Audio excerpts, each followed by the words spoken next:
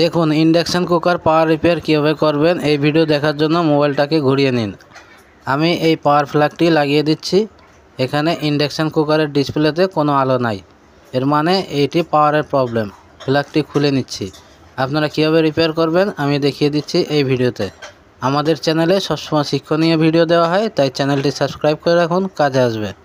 এই induction cooker repair করার জন্য ব্যাক পার্টটি খুলে নিতে হবে। আমি ব্যাক কভারটি খুলে নিয়েছি। এখানে আমি দেখব এর প্রবলেমটা কি। এই ডিসপ্লে বোর্ডটি খুলে সাইড করে দিচ্ছি।